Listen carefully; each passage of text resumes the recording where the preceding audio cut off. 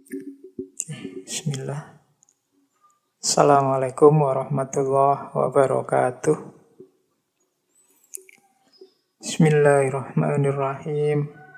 Alhamdulillahirabbil alamin. Wa bihi nasta'inu ala umurid dunya waddin. Allahumma sholli wa sallim wa barik ala habibina wa syafi'ina Sayyidina wa maulana Muhammadin wa ala alihi wa ashabihi wa man tabi'ahum bi ihsanin ila yaumiddin. Bismillah. Mari kita lanjutkan ngaji filsafat kita, melanjutkan sesi minggu yang lalu. Kita masih ada di sesi musibah. Jadi meskipun situasi kita hari ini masih situasi yang serba prihatin karena ada pandemi virus corona, semoga semangat kita, gairah kita untuk belajar, untuk nambah ilmu tidak menyusut. Karena betapapun setiap peristiwa seperti kita singgung minggu lalu di sesi bencana, pasti di balik itu banyak hikmah-hikmah yang kalau kita bisa menemukannya, insya Allah akan meningkatkan kualitas hidup kita. Ya, meskipun ngaji kita kali ini sifatnya jarak jauh, tidak seperti biasanya. Kalau dulu saya ngajinya rame-rame, kita ngaji di masjid, bisa saling menatap wajah, sehingga bisa lebih gayeng, bisa lebih bisa lebih menyenangkan. Tapi sekarang kita ngajinya jarak jauh, ini saya duduk sendirian, tidak ada siapa-siapa. Makanya kemarin ada yang tanya, Pak Faiz kok kelihatannya tidak bisa santai ngaji jarak jauh. Iya, wong saya sedang duduk sendirian. Ini khawatirnya kalau ketawa-ketawa sendiri nanti dianggap orang yang Oke, jadi kalau bahasanya usul fikih itu la yudraku kulluhu la yudraku kulluhu. Apa yang tidak bisa dipenuhi sepenuhnya, ya tidak harus ditinggalkan sepenuhnya. Mungkin ngaji kita kali ini tidak seperti biasanya, ada yang kurang, ada yang terasa berbeda. Saya kira tidak masalah lah, yang penting tidak kita tinggal semuanya, khususnya aspek yang paling utama yaitu nambah wawasan keilmuannya. Sebelum ngaji di tema kita kali ini saya ingin menegaskan.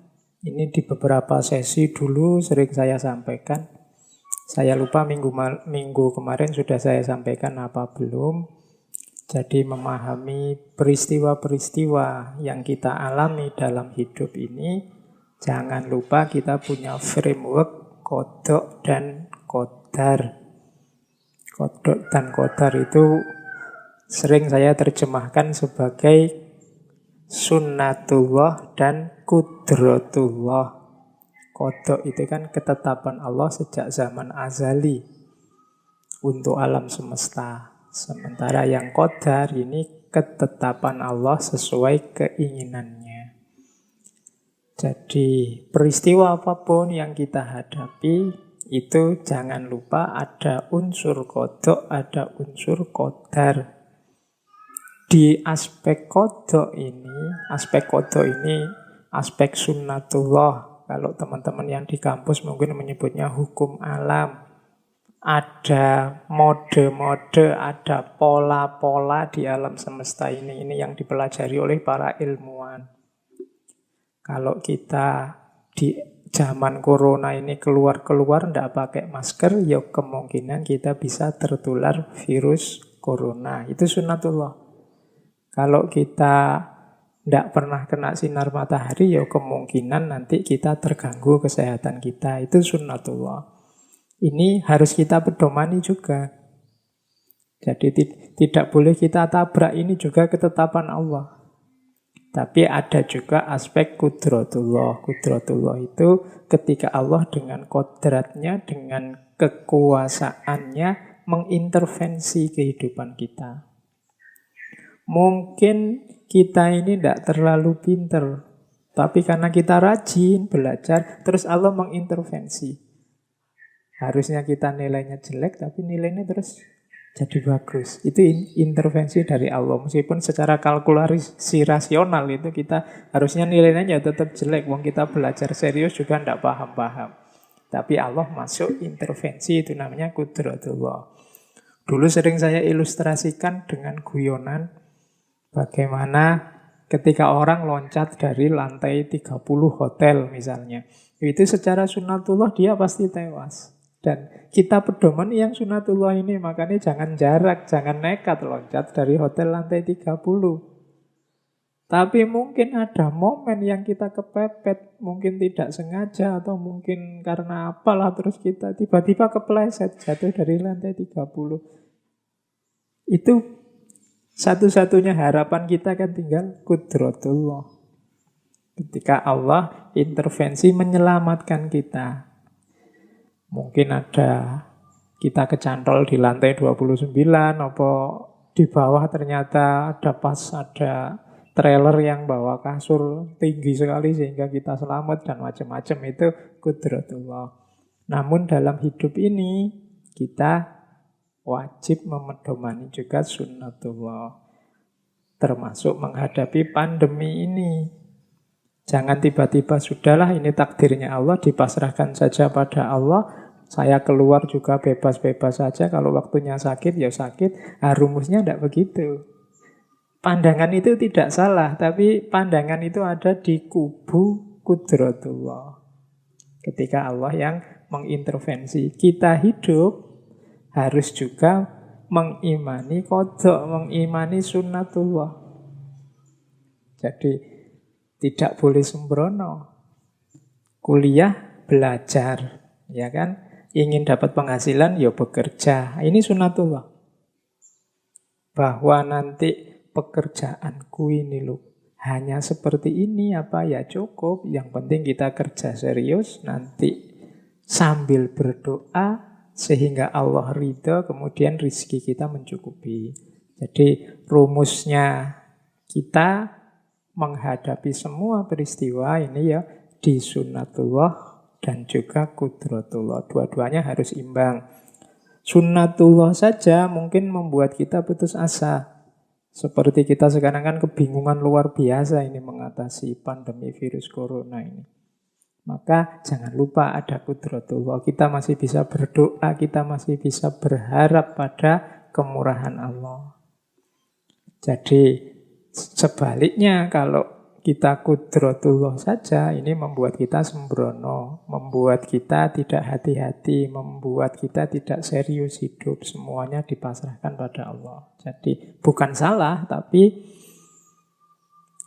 tidak pas dosisnya. Kita butuh dosis yang mengandung qadha juga mengandung qadar. Kita harus memedomani sunnatullah meskipun jangan lupa ada kudratullah. Jangan putus asa. Oke, langsung saja ya. Ini pengantar sebenarnya teori tadi sering saya sampaikan. Cuma siapa tahu lupa.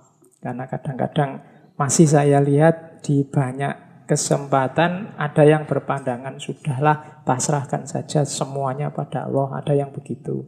Ada yang begitu ngototnya dengan program-program, dengan konsep-konsepnya seolah-olah kalau tanpa itu persoalan tidak selesai.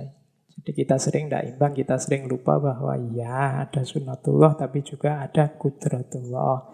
Tapi jangan jujuk kudratullah karena kita wenang berusaha dengan memedomani sunnatullah. Oke, masuk ke tema kita kali ini, yaitu tentang sakit. Memaknai sakit. Minggu lalu kita membaca bencana. Ini mirip kelanjutannya minggu lalu. Minggu lalu kita dapat bencana, sekarang kita ngomong korbannya. Ini korbannya orang-orang yang sakit kena bencana. Bismillah ya, kita mulai. Apa itu sakit? Kemudian seperti minggu lalu lah kita jelajahi perspektif-perspektif tentang sakit. Kemudian hikmah-hikmahnya sakit, termasuk sedikit nanti masuk ke ranah agama. Jadi kita awali sekarang dari apa sih sakit itu. Saya mengambil konsep dari bahasa Inggris ya. Karena kalau di bahasa Indonesia kelihatannya variasinya kurang detail. Dalam bahasa Inggris, sakit itu kadang disebut disease, kadang disebut illness, kadang disebut sickness. Ini 3 istilah. Maksudnya beda. Dalam bahasa Inggris ini kadang-kadang kita 3-3-nya kalau di bahasa Indonesia kan ya terjemahannya sakit. Tapi dari yang dimaksud istilah itu sebenarnya berbeda. Kalau disease ini hubungannya dengan tubuh itu sendiri yang sakit. Itu namanya disease. Kepala yang pusing itu disease. Gigi yang patah itu disease. Rambut yang rontok itu disease. Ini dokter itu biasanya pertama-tama yang dilihat ini, yang dicari ini, akar penyakit itu di disease. Apa yang terjadi dengan organ tubuh kita. Ini yang perlu disembuhkan. Namanya disease. Beda sama illness. Illness ini juga sakit. Tapi yang dilihat bukan apa yang terjadi dengan tubuh kita, tapi yang dilihat apa yang kita rasakan. Kalau yang disease tadi perlu disembuhkan, tapi yang illness ini harus dikontrol dan diatur. Mungkin rambut kita rontok, tapi rambut yang rontok ini bisa bagi orang tertentu biasa saja, bisa bagi orang tertentu bahaya ini. Gelisah dia. Nah itu illness. Jadi rambut yang rontok bagi saya itu biasa, rambut itu nggak rontok ya. Tapi kalau pas ada orang lain rambutnya rontok, kan ada yang panik luar biasa. Itu illness. Ada yang orang tertentu pusing sedikit itu biasalah. Tapi bagi orang yang lain pusing sedikit aja sudah panik. Itu illness. Bahkan ada orang yang tidak sakit tapi merasa sakit. Itu illness. Tubuhnya itu biasa-biasa. Tidak ada yang salah tapi dia merasa sakit. Kalau dalam psikologi kan disebut psikosomatis itu. Jadi illness ini ada bedanya antara disease sama illness. Illness ini rasa individu tentang sakit yang dialaminya. Ada yang ketiga yaitu sickness. Kalau sickness ini kesepakatan sosial. Jadi konsep-konsep dalam kehidupan kita, dalam budaya masyarakat kita, apa yang disebut sakit, apa yang disebut tidak sakit. Nah, ini namanya sickness. Jadi kalau yang disease itu organ tubuhnya yang memang secara faktual dia sakit, misalnya kukunya copot, kulitnya mengelupas, itu disease. Kalau illness itu yang dirasakan.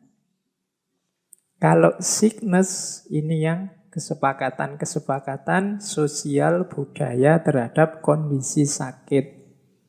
Kan ada masyarakat itu mungkin dulu zaman pengetahuan belum berkembang, mengalami apa, kata masyarakatnya, sudahlah, itu bukan sakit kok, itu diganggu jin mana. Itu konsep sosial budaya.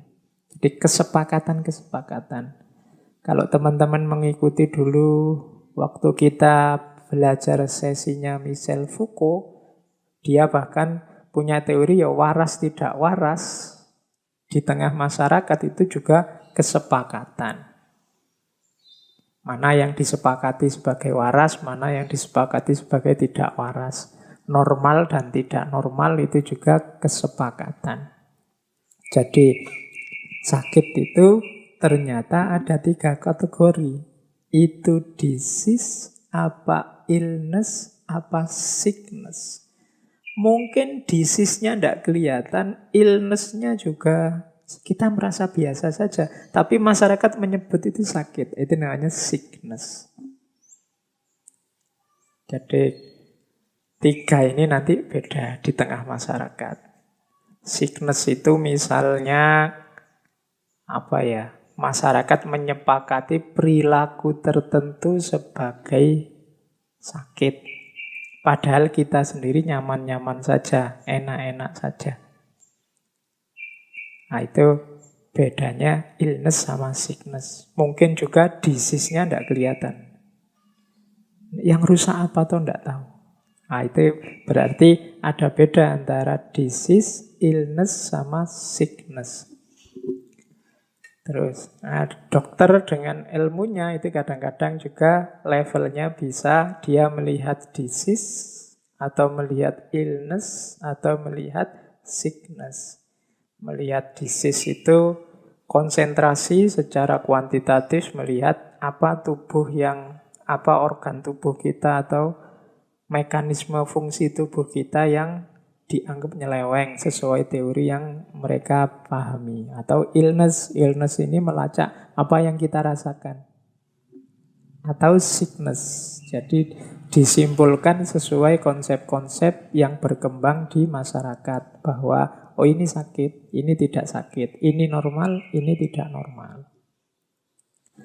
Dari perspektif teorinya, nanti orang yang hanya melihat disease, pokoknya sakit itu ya dilihat dari gejala yang ada di tubuh.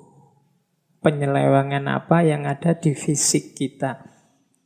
Kalau cara berpikir seperti ini namanya naturalisme. Ada yang kedua instrumentalisme. Instrumentalisme ini hanya melihat illness-nya, melihat rasa sakit yang dirasakan seseorang. Karena kadang-kadang seperti saya jelaskan tadi, ada orang ini harusnya sakit tapi tidak dianggap sakit, tidak dirasakan. Itu yang semacam ini, yang melihat aspek ini namanya instrumentalisme. Ya contoh mudahnya, kalau teman-teman ada yang punya pacar ya, kadang-kadang kalau guyon sama pacar itu kan dipukul lah, dicubit lah, dijambak lah. Secara disease, naturalisme, dicubit itu ya sakit, dijambak itu ya rambut merontok ya sakit, dipukul-pukul ya sakit, ya nyeri. Tapi tidak kita rasakan. Kita kelola, kita sikapi sakit itu harusnya sebagai sakit, tapi kan terus kita kelola sebagai menyenangkan. Jadi ada ternyata yang secara disease harusnya sakit, secara illness tidak.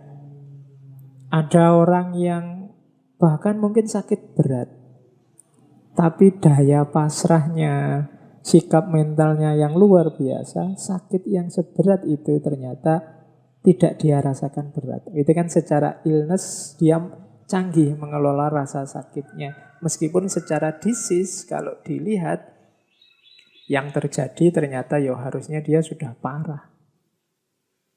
Nah, itu bedanya naturalisme sama instrumentalisme. Ada yang ketiga, konstruktivisme. Kalau konstruktivisme ini melihat sakit itu ya sesuai yang disepakati. Misalnya dulu di awal-awal ciri-cirinya orang corona itu bla bla bla bla bla. Terus waktunya berkembang, ada gejala yang lain atau ada pengurangan gejala. Ternyata mengalami ini saja juga kemungkinan corona. Ini kan aspek sickness-nya, mana yang disepakati. Kesepakatan bersama di antara kita.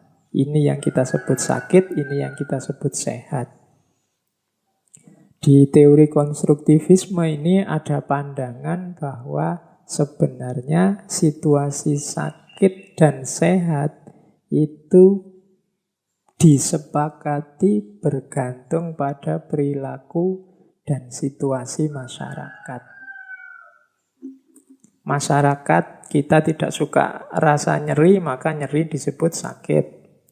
Mungkin masyarakat tidak suka melihat orang gemuk, tidak suka lihat orang mabuk, maka kegemukan atau orang yang suka minum disebut penyakit. Padahal mungkin di negara yang lain, orang minum itu dianggap biasa agar asal tidak berlebihan. Nah, jadi itu namanya konstruktivisme. Sakit tidak sakit sesuai kesepakatan masyarakat.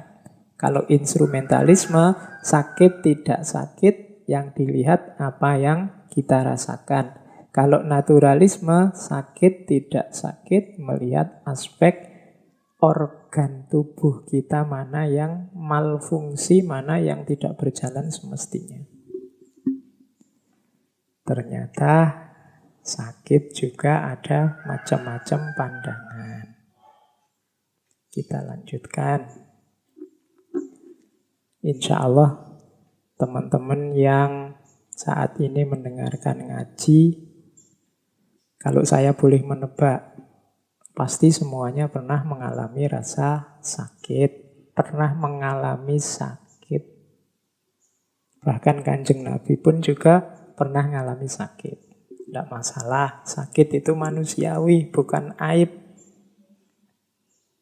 Sakit itu jadi aib ketika ada kesepakatan masyarakat yang keliru. Mungkin di level konstruktivisme tadi.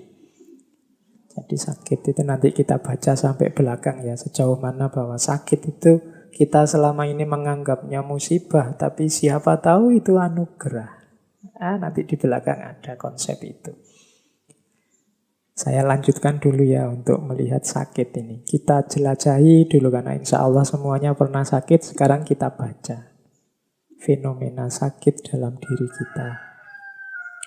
Yang pertama ada aspek internalnya rasa sakit. Ini yang mempengaruhi sakit, tapi ada dalam diri kita.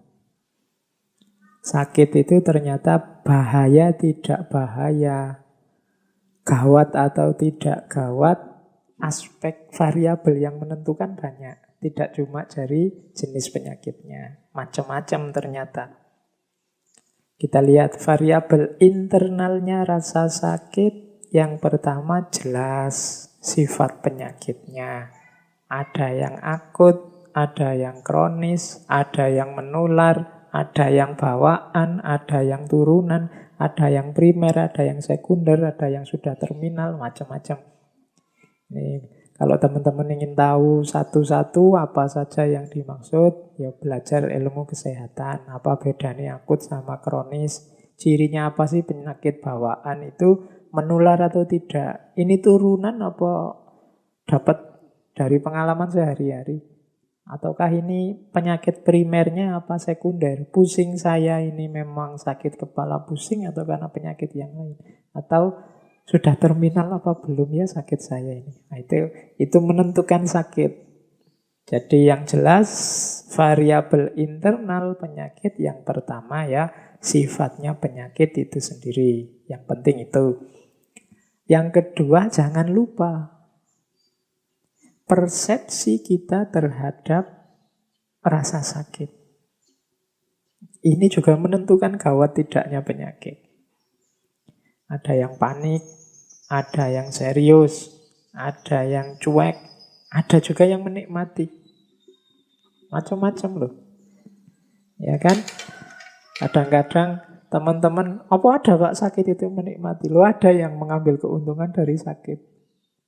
Alhamdulillah Pak, badan saya panas. Waktunya presentasi saya sejak kemarin deg-degan mau presentasi, pagi-pagi badan saya panas. Wah, alhamdulillah ini bisa izin ke dosen ini bahwa saya sakit. Loh itu menikmati. Ada juga orang yang sakit cuek, tidak dirasakan. Ini bahaya. Ada yang panik. Padahal cuma perutnya mules sedikit, paniknya luar biasa. Ada yang seperti itu. Hari ini banyak orang yang karena akrab dengan akrab dengan gadgetnya, dengan laptopnya, dengan internetnya. Kita kan selama ini mengandalkan Google mencari informasi macam-macam. Kadang-kadang Google ini juga nambah panik kita. Misalnya, kok saya sakit kepala, rasanya kok di bagian belakang kepala. Kan terus teman-teman nanti ke dokter mahal, saya cari dulu aja gejalanya lewat Google. Terus kita buka Google. Kita cari penyakit apa sih yang cirinya sakit kepala di bagian belakang. Wah, kita lihat terus Google isinya horor semua. Itu bisa stroke, bisa kanker otak, bisa kita tambah panik. Padahal itu mungkin ya sakit kepala biasa, mungkin kepala kita kurang oksigen atau apa. Tapi gara-gara Google ini terus kita jadi panik. Kita mendokteri diri kita sendiri sehingga kita panik. Nah, ini juga penting ternyata persepsi kita terhadap gejala. Jadi sifat penyakit ya penting. Kita ini janjane ngalami penyakit apa toh. Kemudian yang kedua, persepsi kita. Lah terus kalau sudah tahu ngalami itu, tanggapanmu apa? Dan yang ketiga, ya persepsi nanti ditentukan oleh karakter kita sendiri.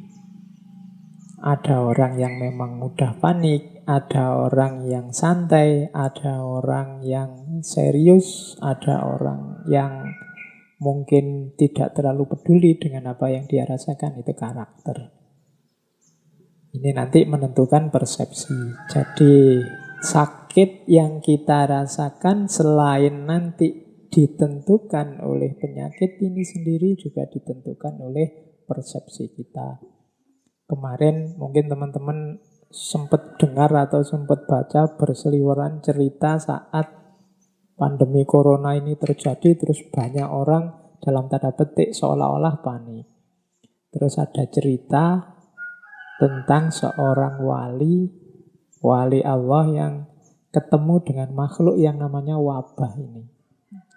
Jadi cerita ini ada memang di salah satu kitab. Seorang wali yang bertemu wabah yang mau masuk kota Damaskus. Jadi wabah ini papasan dengan si wali ini, terus ditanya oleh wali ini, engkau mau kemana? Aku mau ke Damaskus. Sudah saatnya ditakdir Damaskus akan mengalami wabah. Katanya sang wali, ya sudah monggo. Tugasmu memang itu. Tapi saya tanya, kira-kira nanti korbannya berapa? Saya dapat amanat untuk sedikitnya untuk mengambil sekitar 1.000 nyawa dari wabah ini. Akhirnya oleh si wali ya dipersilahkan, begitu memang tugasnya. Masuklah wabah itu ke kota Damaskus. Terjadi wabah selama kurang lebih 2 tahun. Setelah 2 tahun, si wabah ini pulang kembali. Ya kok yang dilalah ketemu lagi sama waliullah ini. Ditanya lagi. Sudah selesai wabahnya 2 tahun yang lalu? Sudah, ini saya mau pulang. Jadi mengambil 1.000 orang? Ya, jadi saya ambil 1.000 orang. Tapi ternyata yang meninggal 50.000 orang. Loh, kok bisa? Kamu kan cuma bertugas mengambil 1.000 nyawa. Iya, saya ngambilnya 1.000 sebenarnya, cuma yang 49.000 ini panik. Yang 49.000 ini bingung karepe dhewe, terus jadi sakit, jadi meninggal. Akhirnya ya 50.000. Ini cerita ini kita dengar kemarin ya. Banyak yang menceritakan versi ini. Itu maksudnya apa? Ternyata penyakit itu tidak hanya ditentukan oleh jenis penyakitnya. Sikap kita juga menentukan. Karakter kita terhadap penyakit juga menentukan. Makanya tetap sakit apapun yang kita miliki, cara berpikirnya harus tetap optimis. Itu saya bawa quotes dari Hippocrates yang dikenal dengan filosof Yunani yang concern dengan ranah kesehatan. Kapan-kapan kita gali ya gagasan-gagasan beliau. It's far more important to know what person the disease has than what disease the person has. Katanya Hippocrates, lebih penting untuk tahu what person the disease has. Orang seperti apa yang ditimpa oleh penyakit, dibandingkan tahu penyakit apa yang menimpa seseorang. Ini seperti penjelasan tadi sebelumnya, karakter seseorang, sikap seseorang, watak seseorang terhadap penyakitnya itu menentukan juga lebih menentukan dibandingkan penyakit apa yang menimpanya. Ini teorinya Hippocrates. Saya ada 1-2 teman yang menurut saya beliau ini sakit. Banyak orang yang menyarankan dia, Pak, mbok check up, mbok dicek, dan macam-macam itu. Tapi beliau ini punya pandangan bahwa saya takut mau ngecek-ngecek ini. Nanti kalau ketahuan bahwa darah saya tinggi, apa kolesterol saya tinggi, nanti saya drop. Jadi beliau ini takut kalau dia tahu bahwa ternyata dia memang banyak penyakit, terus malah drop, malah tidak bisa aktif, malah mikir penyakit. Akhirnya dia malah takut itu. Ya, ini mungkin ada salahnya, di level tertentu juga ya ada benarnya. Jangan-jangan memang begitu. Sekarang berpikirnya masih positif, pokoknya aku sehat, terus masih bisa beraktivitas. Tapi siapa tahu nanti kalau ternyata setelah dicek malah tahu jadi penyakit, malah kepikiran, malah jadi negatif. Mungkin begitu kan, beliau yang lebih ngerti tentang kondisi mental beliau sendiri. Ya ada juga bahayanya. Jadi hidup itu kan selalu begitu. Harus tepat mengambil keputusan di titik yang sangat akurat, karena meleset sedikit. Seperti tadi, antara manfaat dan bahaya itu kan sama-sama ada. Kalau kita ngambil keputusannya tidak pas ya, nanti justru keliru jadi bahaya. Tapi katanya Hippocrates tadi ini, jadi penyakit itu berarti apa? Tidak sekedar penyakit apa yang nempel ke kita, tapi lebih penting lagi karakter apa yang kita miliki sehingga berpengaruh terhadap rasa sakit. Jadi disease yang berpengaruh terhadap illness. Oke, kita lanjutkan. Kalau tadi sudah variabel X internal, sekarang kita masuk ke variabel eksternal. Di variabel eksternal ini berarti yang berpengaruh terhadap sakit yang kita alami ternyata tidak hanya internalnya saja, tapi juga eksternal. Internal tadi 3 tadi, jenis penyakitnya, kemudian sikap kita dan karakter kita terhadap penyakit. Kalau yang eksternal ini berhubungan dengan yang pertama, dengan masyarakat. Jadi masyarakat juga di sekeliling kita ini juga penting loh, berpengaruh terhadap sakit yang kita alami. Ini masyarakat sekeliling kita ini tipenya menguatkan orang yang sakit, menyusahkan orang yang sakit, atau tipe cuek saja kalau ada tetangganya sakit. Ini juga berpengaruh. Jadi ada masyarakat yang sangat peduli, ada masyarakat yang cuek, atau jangan-jangan ada masyarakat yang tidak peduli. Sakit atau tidak sakit, masih harus menetapi kewajiban-kewajiban kemasyarakatan misalnya. Ini menentukan juga ternyata terhadap kondisi sakit. Yang kedua, nilai dan budaya di tengah masyarakat juga menentukan.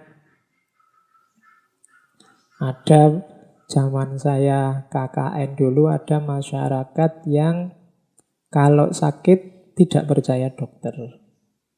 Lebih percaya pada paranormal-paranormal yang hidup di kampung itu. Itu nilai dan budaya di tengah masyarakat. Lebih percaya pada misalnya pengobatan herbal. Itu kan nilai dan budaya di tengah masyarakat. Tidak mau obat kimia, maunya obat-obatan yang diambil dari alam. Ya meskipun sebenarnya kimiawi itu ya termasuk bagian dari alam sebenarnya. Tapi akan ada orang yang tidak mau obat buatan pabrik, maunya racikan, jamu, dan macam-macam lah. Yang pandangan-pandangan ini kan banyak di tengah masyarakat. Ini mempengaruhi juga kondisi si sakit. Ada juga yang ketiga, pengaruh ekonomi. Kalau ini saya tidak perlu menjelaskan ya. Ya ekonomi ya penting. Saya Pak, tidak anti dokter sih. Apalagi kalau bisa ya ke dokter spesialis. Nih ya biayanya tidak ada ya Pak. Ekonomi itu kan menentukan juga.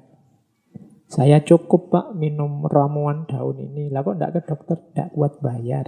Gitu. Ekonomi ikut bermain. Ada sakit yang muncul karena ekonomi. Mungkin karena pepetan ekonomi, terus yang dikonsumsi tiap hari jadinya tidak berkualitas sehingga mudah sakit. Ada pengobatan juga yang terpengaruh oleh ekonomi, kuatnya bayar yang mana, bisanya berobat kemana, itu juga ekonomi. Jadi ini tidak perlu saya jelaskan. Berpengaruh juga layanan kesehatan. Uang ada sih, kemudian mau berobat ke dokter, tapi rumah sakitnya jauh, kebetulan rumahnya di daerah-daerah pelosok yang tidak terjangkau. Itu juga berpengaruh. Ini variabel-variabel eksternalnya sakit. Mungkin di aspek-aspek eksternal ini ya, kalau ada masalah, kita harus bareng-bareng mencari solusinya. Khususnya mereka yang punya kuasa, para pemimpin, pemerintah itu yang punya kewajiban mencari solusi kalau di ranah eksternal ini ada masalah. Masyarakat, nilai dan budaya, ekonomi, dan juga layanan kesehatan.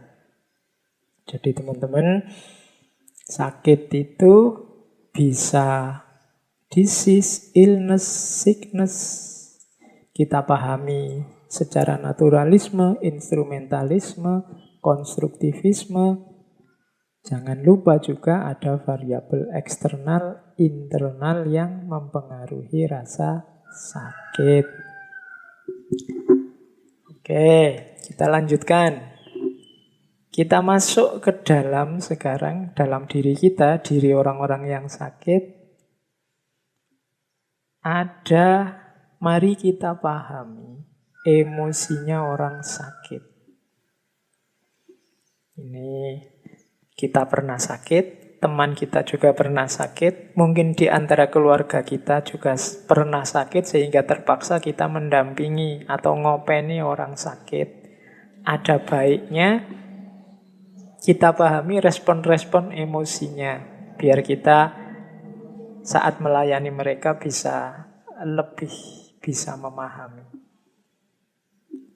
Yang pertama, orang sakit itu biasanya ada unsur fear, takut. Jadi, dan ada juga unsur anxiety. Anxiety itu cemas. Ini ada beda ya antara fear dan anxiety. Fear itu takut, anxiety itu cemas. Takut itu terhadap sesuatu yang nyata di depan kita. Itu takut. Kalau anxiety, cemas itu terhadap sesuatu yang mungkin terjadi di masa depan. Makanya ada penyakit yang namanya gejala kecemasan. Gejala kecemasan ini semacam psikosomatis. Orang-orang yang cemas. Sakit cemas ini mungkin orang yang misalnya ya kita habis layat ada tetangga kita meninggal karena misalnya serangan jantung atau kena stroke. Nah itu kalau kita terpengaruh oleh tetangga kita yang meninggal itu kadang-kadang memunculkan kecemasan. Mungkin nanti waktu pulang dada kita berdebar-debar sedikit saja, kita sudah panik. Wah ini jangan-jangan kena jantung ini. Kepala kita pusing sedikit saja kita, wah jangan-jangan ini stroke ini. Itu kalau ke dokter dicek tidak ada apa-apa sebenarnya. Tapi kita merasa kayak orang kena serangan jantung. Nah itu kalau di kajian kedokteran termasuk psikosomatis sering disebut anxiety disorder. Jadi gangguan kecemasan. Bisa jadi penyakit. Meskipun awalnya hanya cemas. Kadang-kadang ini tidak cuma karena tetangga meninggal, karena kita rajin baca-baca tentang kesehatan, ada apa sedikit di tubuh kita, kita takut. Kaki kita kesemutan sedikit saja, waduh, ini jangan-jangan gejala stroke ini, kok kesemutan. Kemudian apalah dan seterusnya, itu namanya anxiety. Cemas tentang apa yang terjadi, yang akan datang. Kalau kita punya tetangga, punya teman sedang sakit, jangan ditakut-takuti biar dia tidak cemas. Jadi fear itu kalau sakit tentang sesuatu yang nyata, spesifik. Mas, nanti sampean diinjeksi, rasanya agak sakit sedikit ya, karena itu kan jarum ditusukkan. Terus, waduh, takut saya dok, itu takut. Jelas yang ditakuti apa, tentang apa. Kalau anxiety tadi tidak jelas. Biasanya terjadi jangan-jangan nanti ini, jangan-jangan nanti itu. Itu kan tidak jelas. Kalau takut jarum tadi kan jelas. Itu bedanya fear sama anxiety. Aku kok muntah terus ya? Aku takut nanti dehidrasi ini. Itu fear. Kalau anxiety itu seperti tadi, tidak jelas. Itu tadi mau takut apa? Cemas yang tidak ada alasannya. Nah, itu anxiety. Orang sakit itu pasti ada fear, ada anxiety. Kita yang mendampingi, yang harus membesarkan hatinya. Menenangkannya. Kalau memang sedang fear atau anxiety. Kemudian yang ketiga, orang sakit, ya karena banyak keterbatasan, kelemahan, biasanya over dependence. Kalau dependent pasti ya tergantung sama orang lain. Makan minta disuap. Kadang ke kamar mandi harus dituntun, ditemani, itu dependent. Ada kalanya sampai ke over dependent. Over dependent itu ketergantungan. Ya bahasa lugasnya jadi manja. Jadi apa-apa pingin dilayani, mentang-mentang sedang sakit. Nah ini dimaklumi karena itu respon emosinya orang sakit. Kita yang harus mengelola. Kadang-kadang memang ingin dimanja, ya kita layani secukupnya. Jangan sampai nanti ketergantungannya jadi akut, jadi menyusahkan setelah dia nanti sembuh. Tapi selama dia sakit, ya memang harus dilayani. Jadi, pokoknya kita yang sedang mendampingi saudara-saudara kita yang sedang sakit, ya memang dituntut kesabaran. Kadang-kadang juga ketegasan biar tidak over dependence. Serba ketergantungan. Kayak kita zaman sakit kecil dulu. Kadang-kadang kan kita ngerti kalau kita sakit itu apa-apa yang kita minta dituruti sama orang tua. Sehingga waktu sakit biasanya kita manjanya luar biasa. Kita minta semua yang waktu sehat kita inginkan dan kemungkinan tidak dituruti. Kita mintanya waktu sakit. Atau jangan-jangan kita pura-pura sakit biar dituruti kalau minta sesuatu. Nah itu harus hati-hati dengan respon emosi. Orang tua pasti ngerti lah cara membaca kita, bagaimana merespon kemanjaan kita waktu sakit. Itu over dependence. Ada juga respon emosinya orang sakit, yaitu marah dan hostility. Hostile itu benci. Orang sakit itu biasanya marah-marah karena dia merasa sedang lemah, merasa tak berdaya, merasa ada masalah, itu kadang-kadang ekspresi keluarnya marah. Nyambung sama bawahnya itu rewel. Nah, ya, saya tidak tahu bahasa Inggris rewel itu apa, ya tak tulis rewel aja di situ. Marah dan rewel. Habis minta apa diberi, terus tidak mau, ganti minta yang lain lagi, itu rewel. Ya, kita maklumi karena memang situasinya sedang sakit beliau. Marah itu harus kita mampu menampung kemarahan mereka karena mereka sedang merasa lemah, sedang merasa tak berdaya, sedang merasa tidak enak, sedang merasa kesakitan dan lain sebagainya. Kadang-kadang keluarnya dalam bentuk kemarahan dan juga kerewelan. Ada yang regresi. Regresi ini menarik diri. Apa menarik diri itu? Jadi tidak pede. Merasa dirinya tidak berguna. Merasa dirinya tidak penting lagi. Merasa dirinya sudah mau mati. Itu biasanya terus dia menarik diri. Diajak ngomong tidak mau. Ada tamu ingin ketemu dia tidak mau. Pokoknya regresi, dia ingin menarik diri, merasa dirinya tidak penting, merasa dirinya tidak ada gunanya, itu regresi. Kitalah yang mendampingi mereka, yang membersamai mereka, harus sabar, kemudian menyingkirkan semua hal-hal negatif yang ada di pikiran mereka. Ya harus pelan-pelan, karena memang kondisinya sedang sakit. Jadi ini slide ini menurut saya penting untuk kita yang sedang sakit memahami diri maupun teman-teman yang kebetulan punya keluarga, punya tetangga, punya teman sedang sakit dan kita punya sedikit atau banyak tanggung jawab kewajiban untuk melayani mereka. Bagi yang sedang sakit mungkin jadi bahan refleksi bahwa dalam dirimu yang sakit kadang-kadang muncul emosi, ketakutan, muncul kecemasan, muncul kemanjaan, kerewelan, kemarahan. Ayo dimaklumi, syukur-syukur bisa diatasi sehingga tidak sangat menyusahkan orang yang melayani kita. Jadi ini pentingnya kita memahami emosi-emosi orang yang sedang sakit. Yang terakhir, kalau yang terakhir ini positif. Harapan. Ada orang sakit itu yang memang cara berpikirnya positif. Dia penuh harapan, insya Allah nanti sembuh. Kalau sudah sembuh, nanti bisa kembali seperti sedia kala. Tidak lama lagi pasti sembuh, pasti ada obatnya. Ini harapan. Kalau orang yang si sakit ini sudah mampu mengembangkan cara berpikir positif, penuh harapan, kita yang mendampingi tinggal membantu, menguatkan, menghidupkan terus agar harapan ini tetap ada. Jadi inilah situasi emosional orang yang sedang sakit. Oke, seperti saya bilang tadi ya, sakit itu bukan aib.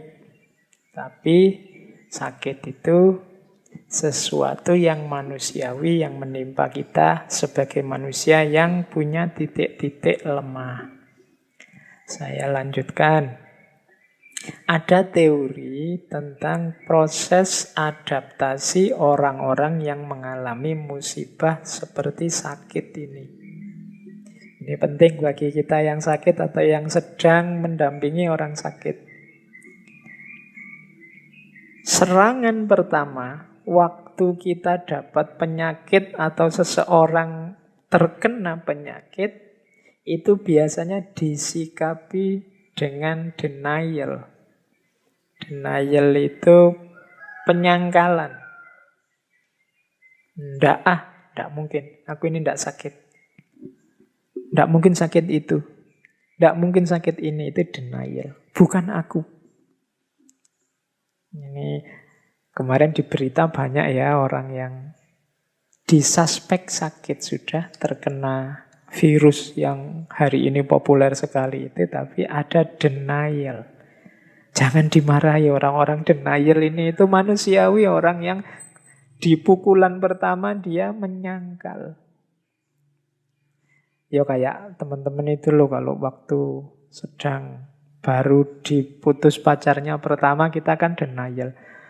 Ndak lah, ndak mungkin, ndak seperti ini. Nah itu denial, menolak. Ini aku mesti sedang mimpi, ya, itu denial. Apa salahku, apa dosaku, denial, menyangkal. Manusiawi.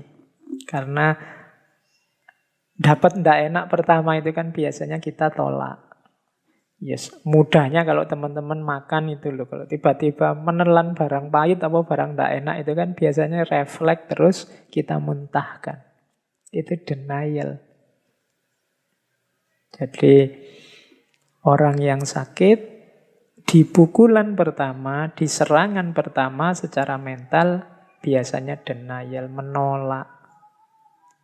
Terus yang kedua, kalau ternyata memang benar kamu mau menolak gimana, hasil labnya sudah seperti itu, sudah jelas bahwa gejala-gejalanya kamu mengalami penyakit itu, biasanya level 2-nya adalah anger, marah. Entah marah yang dipendam dalam dirinya sendiri atau mungkin ada yang diungkapkan keluar.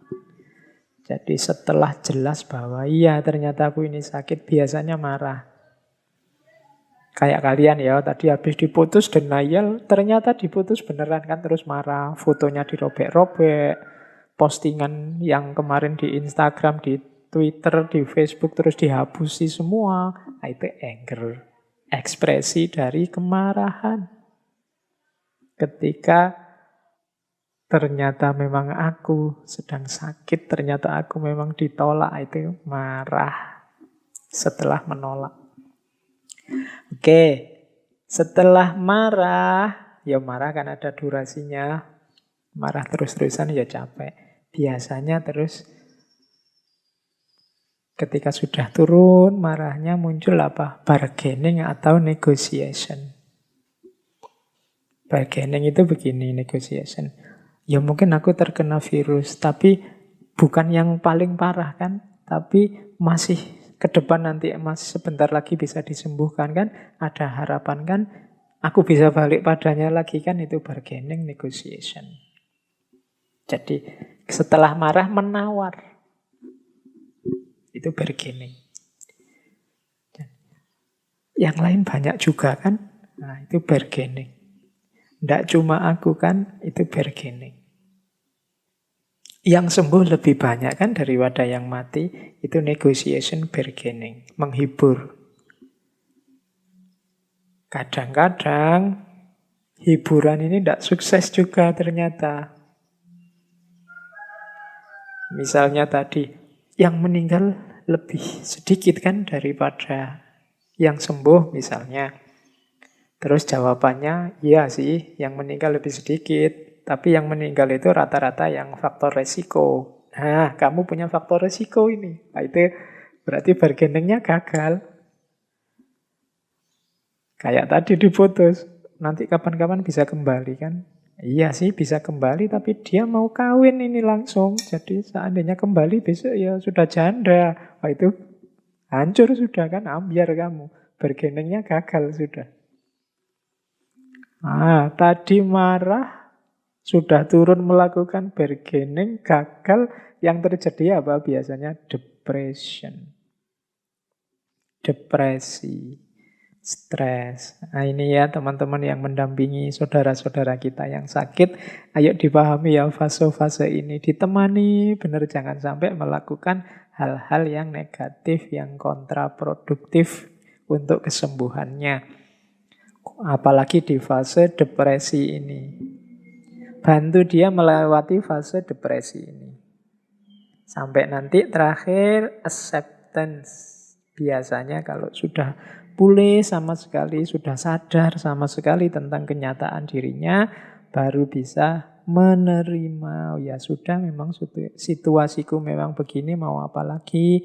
Pasrahkan saja semuanya pada Allah dan seterusnya. Ini namanya acceptance sudah. Menerima apa yang harus diterima. Memang kenyataannya sedang sakit. Jadi ini penting untuk yang sedang sakit memahami dirinya atau yang melayani, mendampingi saudara-saudara kita yang sakit. Baik teman-teman, kita lanjutkan. Saya kira tentang kondisi-kondisi yang berhubungan dengan sakit dan penyakit kita lewati. Yo, kalau ada yang mau sampai detail, ya monggo belajar ilmu-ilmu kesehatan, belajar ilmu-ilmu keperawatan dan lain-lain itu. Materi-materi yang saya sampaikan ini pasti lebih akrab di ranah itu. Kita masuk ke sekarang kajian filsafatnya. Anggap saja yang tadi pengantarnya. Meskipun menurut saya ya penting sebenarnya untuk situasi kita hari ini. Karena hari ini itu kan pandemi yang jenisnya penyakit. Pasti nanti yang kita hadapi adalah orang-orang yang terkena penyakit, orang-orang sakit. Baik, sekarang kita masuk ke aspek ngaji filsafatnya. Kita gali hikmah-hikmahnya sakit. Saya awali dari filsafat ya. Jangan lupa, tadi di depan saya bilang sakit itu jangan-jangan juga ada unsur anugerahnya. Ada unsur hikmahnya. Tidak cuma musibah, tidak semata-mata bencana. Kita lihat sekarang hubungan sakit dan filsafat. Mungkin ada di antara teman-teman yang sedang sakit. Ayo kita masuk ke filsafat dengan pengalaman sakit yang kita miliki. Jadi sakit ini ternyata bisa mendorong orang untuk berfilsafat. Nah, ini unik ya. Jadi ternyata sakit ini bisa jadi salah satu kunci yang memicu kita berfilsafat. Di catatan saya paling tidak ada 4 titik yang menguntungkan kita, membawa kita ke ranah filsafat saat kita sedang sakit. Yang pertama apa? Mari kita sadari saat kita sakit itu biasanya kita dipaksa untuk menerima bahwa manusia itu termasuk kita punya kelemahan-kelemahan, punya keterbatasan-keterbatasan. Nah, ini bisa membawa kita ke ranah refleksi filosofis, refleksi tentang diri kita sebagai manusia dan segala keterbatasannya. Ternyata manusia itu lemah. Ternyata manusia itu terbatas. Aku yang selama ini merasa kuat, aku yang selama ini seolah-olah merajai dunia, merajai lingkungan sekelilingku, seolah-olah bisa mengatasi masalah apa saja, ternyata tidak. Nah, ini refleksi dari kesadaran saat sakit. Mungkin teorinya sudah ngerti tentang kelemahan dan keterbatasan manusia sebelum sakit. Tapi saat sakit tidak cuma teori yang kita pahami, tapi juga mengalami langsung titik lemahnya manusia. Seenak apapun makanan, seluar biasa apapun kekayaan, sedahsyat apapun pasangan yang cantik, yang ganteng, ternyata waktu kita sakit tampak tidak ada nilainya, tidak bisa diandalkan untuk hidup kita. Oh, ini membawa refleksi. Pengalaman langsung. Yang pertama itu. Sakit mendorong kita berfilsafat. Yang kedua, kondisi sakit selain dia memancing refleksi, ternyata juga merupakan tantangan untuk kita menaklukkan, dan meluaskan. Tadi kan kita terbatas. Biasanya orang yang mau berpikir lebih jauh tidak sekedar menerima kelemahan dan keterbatasan, tapi itu dianggap sebagai tantangan untuk ditaklukkan. Iya ya, ternyata aku ini terbatas. Kalau hujan, kena air, terus flu, terus pilek. Nah, ini tidak sekedar diterima, tapi kita bisa berefleksi lebih jauh gimana caranya menaklukkan situasi. Agar kita gimana caranya ya mensiasati agar aku kuat misalnya. Atau bikin apa sehingga kalau hujan, aku tidak kena hujan, bisa jalan-jalan keluar tapi tidak kena hujan waktu hujan. Nah, ini namanya penyakit, keterbatasan, kelemahan kita jadikan tantangan. Para dokter, para ahli mungkin sekarang sedang berusaha keras untuk mencari obat, vaksin juga untuk mengatasi virus corona ini. Ini karena mereka menganggap sakit tadi, kelemahan dan keterbatasan manusia tadi sebagai tantangan yang harus ditaklukkan. Tidak sekedar diterima. Diterima ya, tapi terus dicarikan solusinya. Karena pasti ada pola, ada rumus, ada kategori-kategori. Itu yang tadi di awal saya sebut, itu sebagai sejenis sunnatullah yang harus kita pahami, kita taklukkan. Yang pertama, sakit mendorong kita berefleksi tentang kelemahan, keterbatasan diri. Yang kedua, sakit juga ternyata membantu kita untuk kreatif. Meluaskan batas hidup kita, meluaskan batas kelemahan kita, menaklukkan kelemahan-kelemahan kita. Itu berarti yang pertama mendorong berpikir refleksif, yang kedua mendorong berpikir solutif dan kreatif. Itu kontribusi dari sakit. Yang ketiga, ini ada pengaruh juga membantu kita rasa sakit itu membantu distancing effect. Membuat kita menjauh sebentar dari rutinitas, dari keramaian. Wah, ini saya harusnya tidak menjelaskan detail. Yang ketiga ini kita ngalami langsung hari ini. Wabah ini membuat kita dipaksa untuk mengambil jarak dari rutinitas, dari orang lain. Kenapa sih distancing effect ini penting? Karena memang untuk berpikir objektif, untuk berpikir jernih, itu kita perlu sedikit mengambil jarak dari yang kita baca. Kalau kita masih di dalam, masih terlibat, masih sangat dekat, biasanya berpikirnya masih kurang objektif.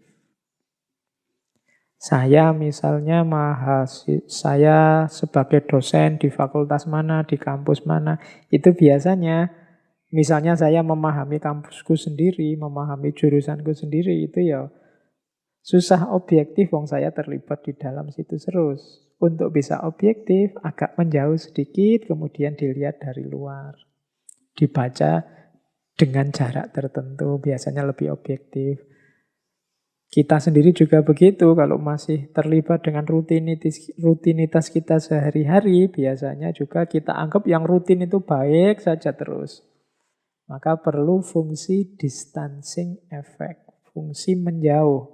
Nah, sakit ini memberi kita fasilitas itu.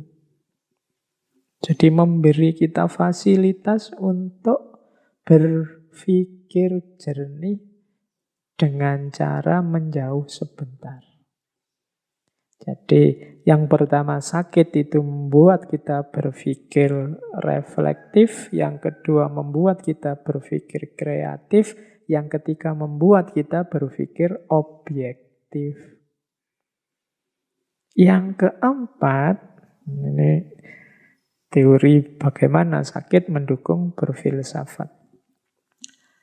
Sakit ini memancing pertanyaan.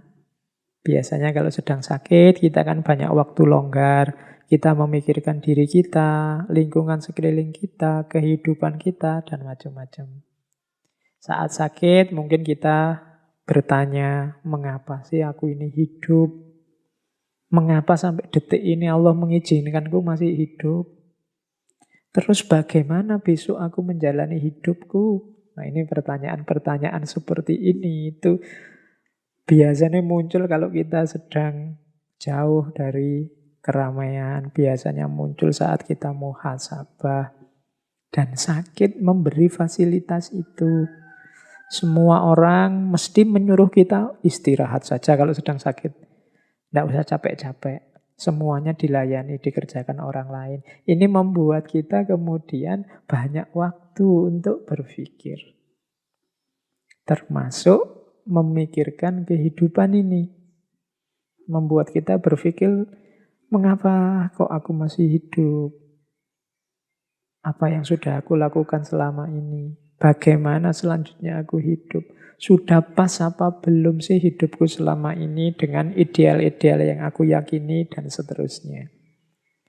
Nah, ini sumbangan dari sakit. Maka di teori tentang hubungan sakit dan filsafat ternyata ada 4 kontribusi dari situasi sakit terhadap aktivitas berfilsafat kita. Yang pertama, sakit membuat kita berpikir reflektif. Yang kedua, sakit membuat kita berpikir kreatif, produktif. Yang ketiga, sakit membuat kita berpikir objektif. Dan yang keempat, sakit membuat kita berpikir kritis. Kita mengkritisi hidup kita selama ini. Jadi ternyata ada hubungan antara sakit dan filsafat. Ya meskipun begitu, kalau begitu saya milih sakit saja Pak daripada sehat. Nah itu yang namanya tidak bijaksana. Ya tetap kita milih sehat. Ini yang saya sebut bantuannya sakit terhadap filsafat. Itu kan 4-4-nya ya bisa kita lakukan saat sehat. Meskipun kadang-kadang karena kita terlena harus diingatkan dengan sakit. Oke, kita lanjutkan. Kita cari hikmah-hikmahnya filsafat. Sekarang kita geser ke ranah agama. Kita cari hikmah-hikmah dari peristiwa sakit ini yang berhubungan dari agama.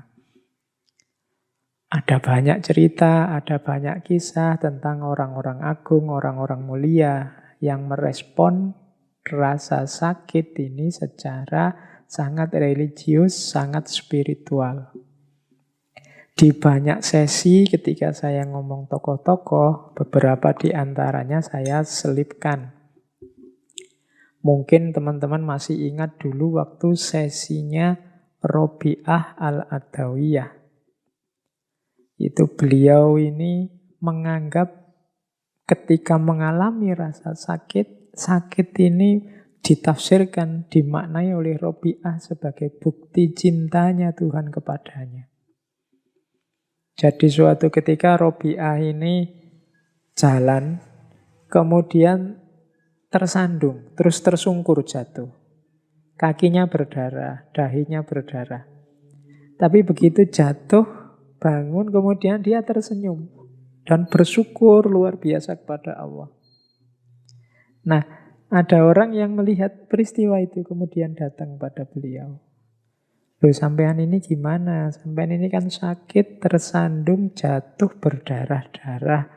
Kok malah alhamdulillah kemudian tersenyum? Jawabannya Robi'ah, iya. Ini adalah dari kekasihku.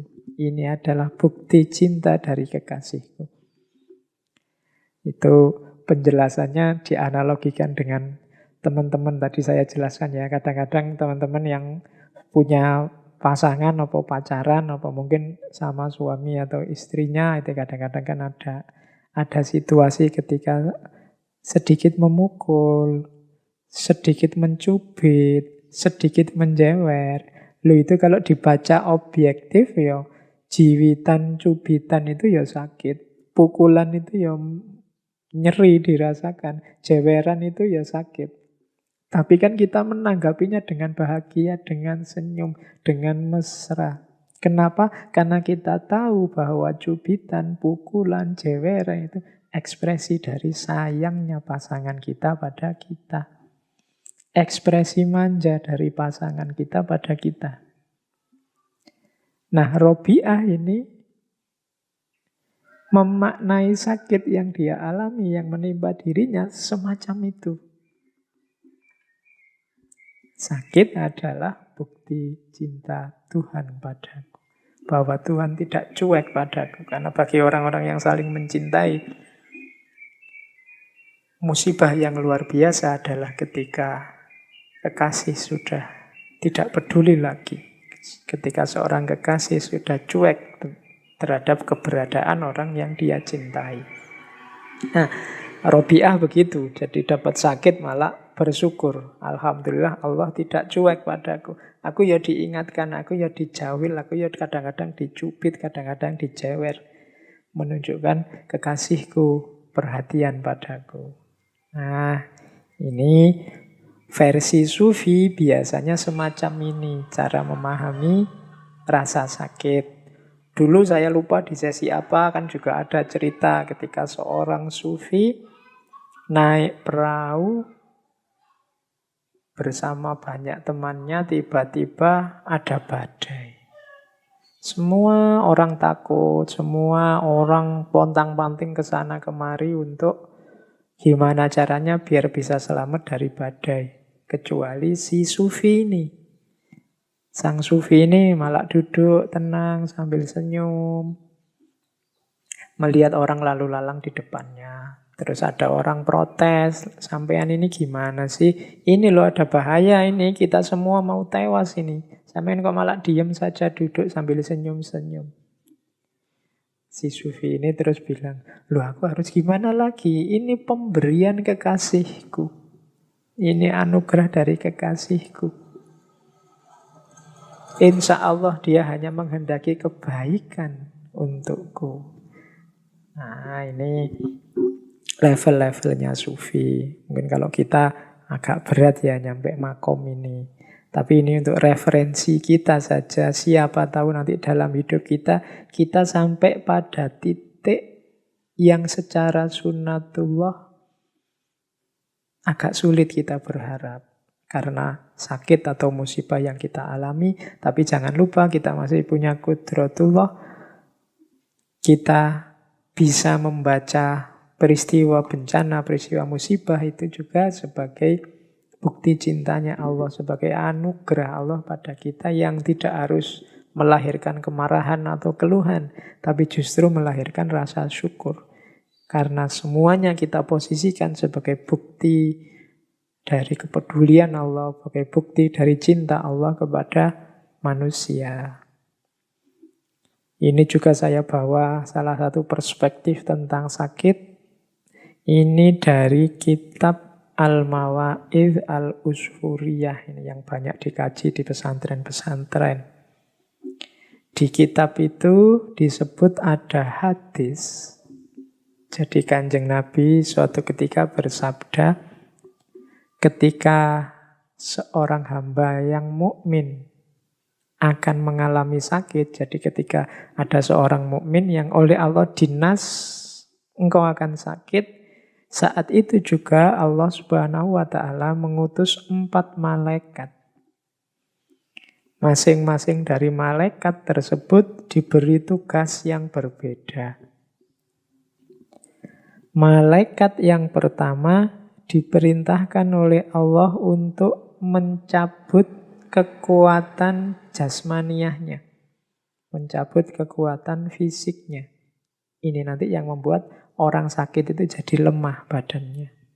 Sehingga hamba yang mukmin itu menjadi lemah tak berdaya. Ini tugasnya malaikat yang pertama.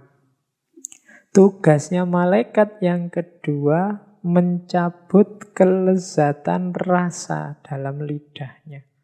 Sehingga makanan apapun yang masuk dalam mulutnya akan terasa pahit. Nah, malaikat yang kedua tugasnya mencabut rasa. Makanya orang sakit itu seenak apapun makanan ya rasanya pahit. Malaikat yang ketiga diperintahkan oleh Allah untuk mencabut kecerahan wajahnya. Sehingga raut mukanya akan terlihat pucat. Ya, makanya orang sakit itu secantik apapun, kalau sakit ya pucat. Kalau semula sudah putih, pucat ya tambah pucat. Jadi ini tugasnya malaikat yang ketiga. Nah, malaikat yang terakhir diutus oleh Allah untuk mencabut semua dosanya. Sehingga saat sakit itu dia berada dalam kondisi suci dari dosa. Yang satu mengambil kekuatan, yang satu mengambil rasa, yang satu mengambil kecerahan wajah, dan yang terakhir mengambil dosanya. Ketika hamba mukmin yang sakit tersebut disembuhkan oleh Allah, malaikat-malaikat tadi diperintahkan untuk segera mengembalikan kekuatan raganya, kelezatan rasanya, dan kecerahan wajahnya. Kalau sudah dinas diputuskan oleh Allah untuk sembuh, maka 3 malaikat disuruh mengembalikan yang sudah diambil. Yang tadi mengambil kelemahan fisiknya harus mengembalikan lagi biar dia kuat lagi. Yang tadi mengambil kelezatan rasa harus mengembalikan lagi biar bisa merasakan makanan lagi. Yang tadi mengambil kecerahan wajah mengembalikan lagi sehingga tidak pucat lagi. Sementara untuk malaikat yang mengambil dosa tidak diperintahkan oleh Allah untuk mengembalikannya. Kecuali yang tadi sudah mengambil dosa. Tidak dibalik gini. Nah, malaikat yang keempat ini kemudian bersujud dan memberanikan diri untuk bertanya kepada Allah. Ya Allah, mengapa Engkau tidak perintahkan aku untuk mengembalikan dosa-dosa ini kepada hamba-Mu? Ini malaikat yang keempat heran, terus tanya, loh kok dosanya tidak dikembalikan? Kan fasilitas-fasilitas yang lain dikembalikan. Allah pun menjawab, tidak baik bagi kemuliaanku jika aku mengembalikan dosa-dosa hambaku setelah aku menyulitkannya ketika sakit. Ini untuk membesarkan hati kita, untuk kita tahu bahwa jangan takut, sakit adalah penggugur dosa. Baik, kita lanjutkan. Dari banyak referensi, ini saya rangkum saja tentang hikmahnya orang sakit dari aspek spiritualitas, religiusitas. Jadi, jangan marah, jangan kecewa, jangan merasa tak berharga saat kita sakit karena kita sedang diberi fasilitas yang luar biasa oleh Allah dengan rasa sakit itu.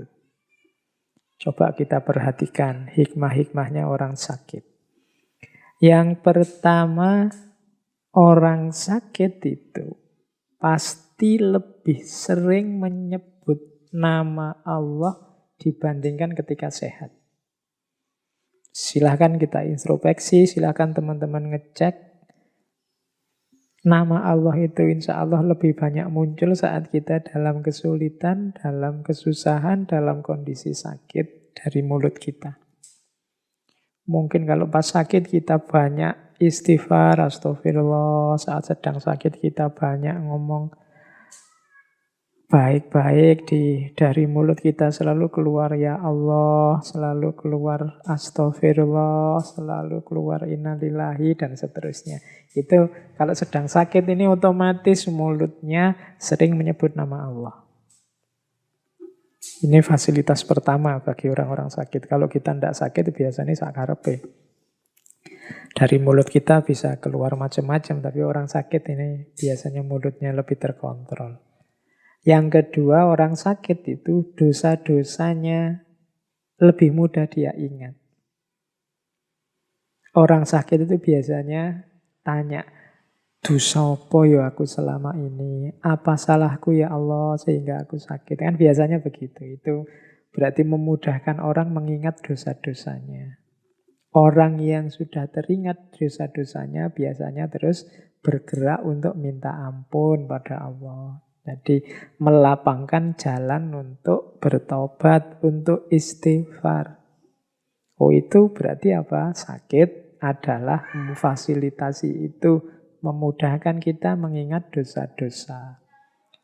Kemudian yang ketiga, ini tadi di depan sudah dijelaskan panjang lebar bagaimana rasa sakit itu membuat kita punya banyak waktu untuk muhasabah. Menilai diri, mengkalkulasi diri, menghitung diri. Untungnya apa sih Pak orang yang banyak muhasabah itu? Orang yang banyak muhasabah, untungnya dia bisa semakin baik, dan semakin baik dalam hidupnya. Karena manusia itu selalu ada kurangnya, selalu ada salahnya, selalu ada tidak sempurnanya, tapi tidak semua orang sadar mana yang salah, mana yang tidak sempurna, mana yang kurang. Dan itu bisa ditemukan lewat muhasabah, introspeksi diri. Orang yang tidak pernah introspeksi, ya tidak akan bisa maju. Dan sakit memfasilitasi kita untuk banyak muhasabah. Yang keempat, sakit ini posisinya seperti jihad. Jadi kita dituntut untuk tidak menyerah, kita dituntut untuk berikhtiar, kita dituntut untuk berjuang melawan penyakit demi kesembuhan. Jadi ini nilainya jihad. Bayangkan Allah memberi kita fasilitas sebagai seorang mujahid saat kita sedang sakit. Yang kelima, sakit ini bernilai ilmu dan pelajaran. Oh, kalau ini bisa langsung, bisa tidak langsung. Dengan sakit kan kita nambah wawasan. Oh, ternyata aku ini begini, aku ini begitu. Kita kenal penyakit-penyakit. Oh, kalau sakit ini obatnya ini, sakit itu obatnya itu. Aku harus ini, tidak boleh itu. Aku makanku yang boleh ini, yang tidak boleh itu. Pagi hari yang bagus bagiku ini, kalau sore hari yang bagus bagiku melakukan itu. Terus ada banyak wawasan, banyak ilmu baru hadir. Nah ini langsung, jadi dapat ilmu dan pelajaran langsung. Biasanya juga di antara kita ada yang dalam kondisi sakit karena banyak waktu longgar terus sambil baca-baca, sambil ngaji, sambil apa. Ini juga ilmu dan pelajaran dari kondisi sakit secara tidak langsung. Selain bernilai jihad, ternyata juga bernilai ilmu. Paling tidak kita dapat pengetahuan ilmu dari penyakit yang kita alami. Pengalaman adalah guru yang paling baik. Terus, sakit juga adalah penasehat yang baik. Kemarin-kemarin kita diceramahi, kemarin-kemarin itu sudah banyak orang yang ngomong.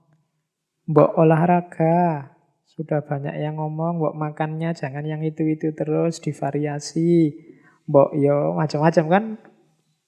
Orang menasehati, tapi terus kita tidak menjalankan. Tapi begitu kita sakit, otomatis terus kita, iya ya, aku harus menjalankan ini. Yang kemarin sudah tahu baik tidak aku jalankan, sekarang aku jalankan. Nah, ini berarti sakit itu penasehat yang baik. Meskipun ya pahit karena harus ngalami sakit dulu. Tapi kalau tidak ngalami itu ya kita tidak kapok-kapok. Jadi hikmahnya sakit ternyata dia jadi penasehat yang baik.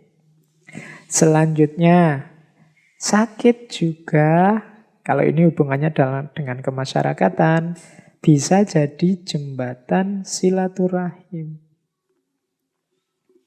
Sakit membuat, ya ilustrasi mudahnya kan terus banyak orang yang menjenguk kita. Saudara jauh kita yang kemarin sibuk, tidak pernah main, tidak pernah menengok kita, terus datang. Tetangga-tetangga kita menengok, datang, dan lain sebagainya. Jadi sakit bisa menjadi jembatan silaturahim. Selanjutnya, sakit adalah penggugur dosa. Ini sudah dijelaskan tadi ya di atas dari kisah 4 malaikat tadi. Terus sakit adalah kondisi jaminan dari Allah bahwa doa kita mustajab.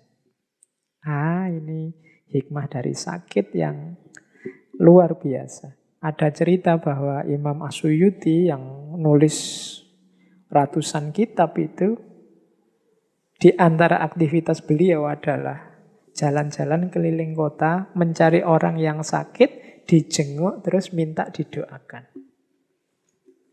Kenapa? Orang sakit ini doanya mustajab. Mungkin ada yang tanya, lah kok kebalik Pak? Saya kalau menjenguk orang sakit, saya yang diminta mendoakan biar dia cepat sembuh. Ya saling mendoakan. Yang sakit juga kalau memang mampu, jangan segan-segan untuk mendoakan saudara-saudaranya yang lain. Karena kondisi sakit ini memang kondisi yang doanya mustajab. Itu diantara fasilitas yang diberikan oleh Allah kepada orang sakit. Selanjutnya, sakit juga merupakan benteng dari dosa. Kalau ini penjelasannya simpel. Sakit itu kita dalam kondisi lemah. Sakit itu kita dalam kondisi tidak berdaya. Mau melakukan dosa, ya tidak ada dayanya, tidak ada tenaganya. Mau pegang HP terus kayak hari ini, tidak kuat, tidak bisa, pusing. Mau misuh-misuh menyakiti hati orang lain, ya tidak kuat, wong ya lemah.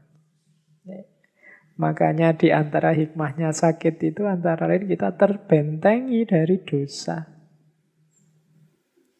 Otomatis terhalang dari dosa. Itu yang membuat para sufi tadi di antara rahasianya.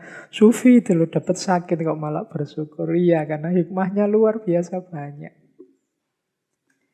Terus sakit juga bagi yang masih memungkinkan untuk beribadah, biasanya orang yang sedang sakit itu ibadahnya lebih mantap.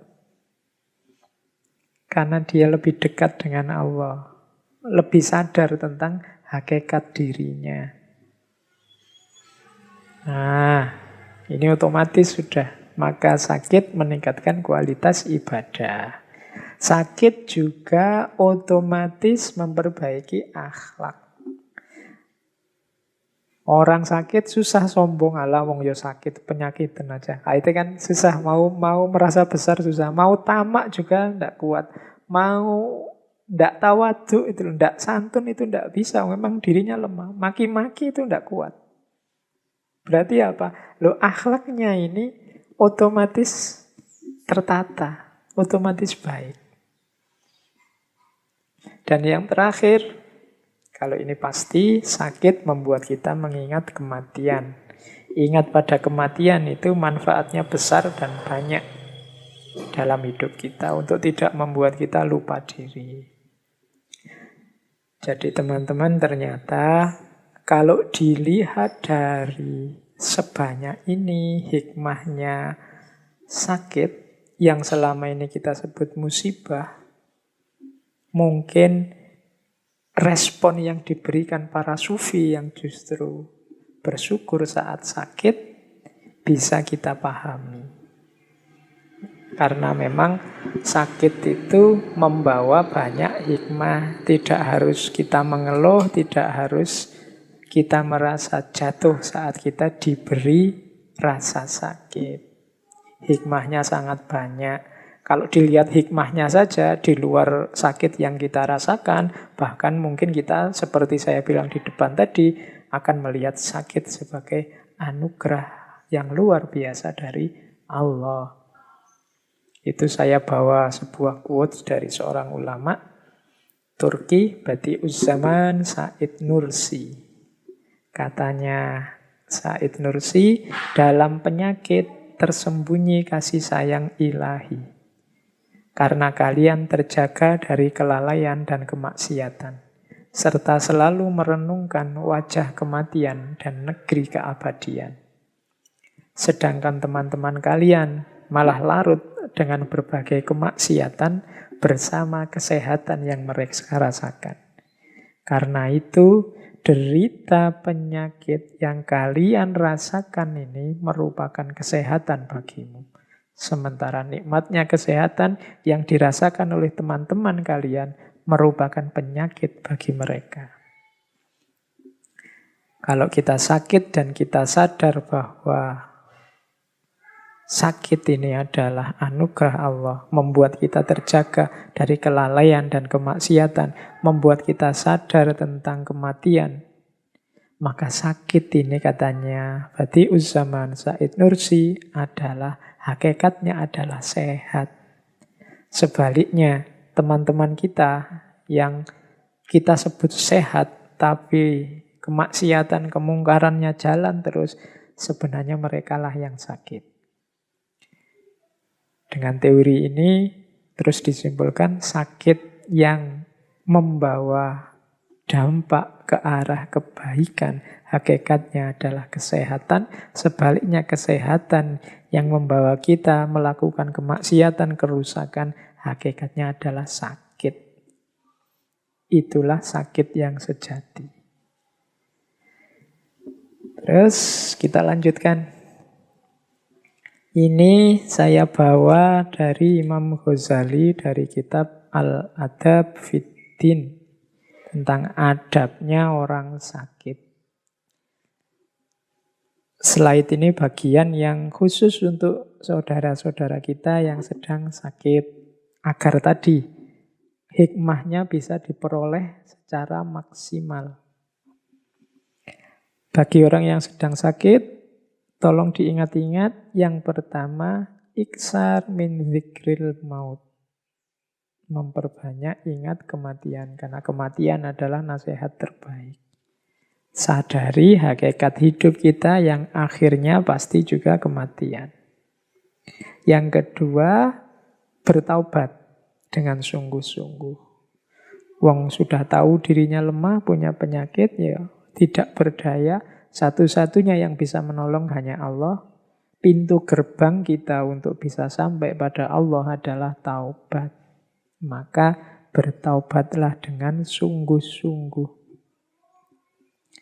Yang ketiga, memuji, merendahkan diri dan berdoa kepada Allah.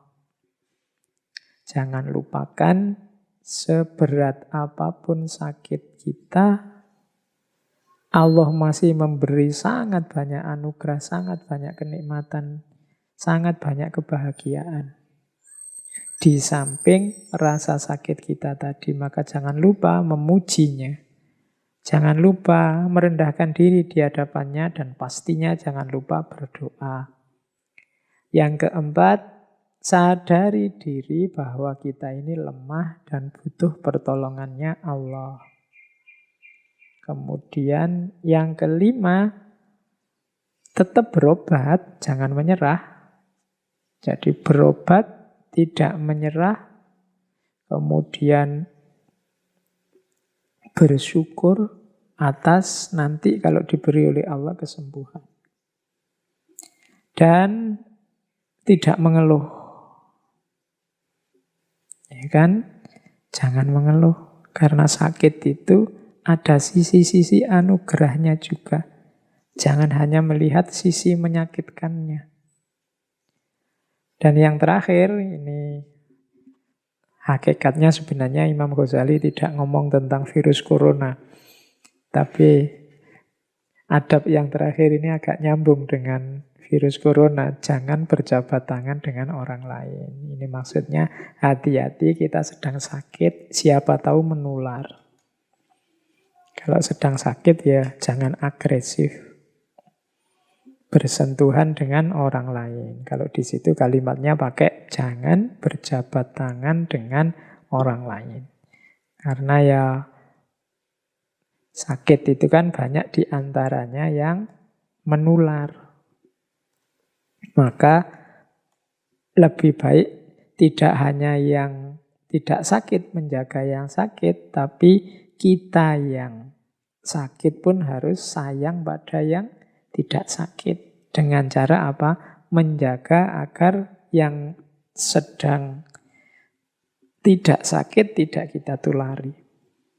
Terus, nah kalau minggu lalu tentang bencana, saya membawa Nabi Nuh.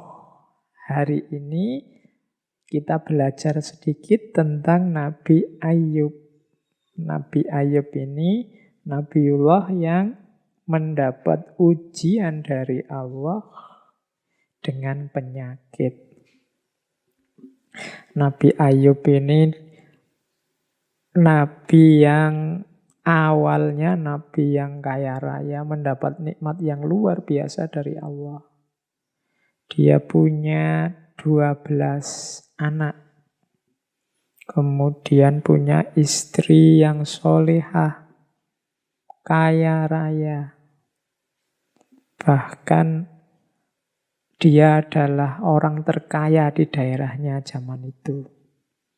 Tapi kemudian setelah 20 tahun pernikahan, 20 tahun mengalami nikmat yang luar biasa dari Allah, saat beliau berusia 50 tahun, datanglah ujian itu dari Allah. Kalau dalam ceritanya, pada waktu Nabi Ayub berusia 51 tahun, selama 3 hari semua kebahagiaannya hancur. Hari pertama, tiba-tiba beliau terkena penyakit. Keluar nanah dari kulitnya, dari ujung kepala sampai ujung kaki, bahkan rambutnya pun sampai rontok. Yang penyakit ini menular. Sehingga orang-orang di negeri, di kampung beliau merasa gelisah. Terus Nabi Ayub menyingkir, menyepi, biar tidak menulari orang lain. Hari pertama. Hari kedua, saat anak-anaknya yang 12 ini sedang makan, tiba-tiba atap rumahnya Nabi Ayub ambruk. Sehingga menimpa mereka semua dan semuanya meninggal. Punya 12 orang putra, meninggal semua. Sekaligus. Bayangkan ujian Allah pada beliau. Hari ketiga datang hama, datang badai, sehingga semua perkebunan, semua kekayaan Nabi Ayub habis. Dari orang paling kaya, paling bahagia, dalam 3 hari semuanya berbalik 180 derajat. Nah, Nabi Ayub mengalami kesengsaraan ini dalam ceritanya selama kurang lebih 18 tahun. Tapi Nabi Ayub sabar. Bahkan sampai satu ketika istrinya tanya, istrinya orang soleh dan sangat sabar. Cuma satu ketika beliau tanya, wahai Nabi Allah, engkau ini sudah 18 tahun loh, sudah tidak melakukan dakwah. Cobalah engkau berdoa pada Allah agar penyakitmu sembuh. Itu saja. Nanti kalau sudah sembuh kan kamu bisa dakwah lagi. Nabi Ayub tanya pada istrinya, wahai istriku, berapa lama kita mengalami kenikmatan?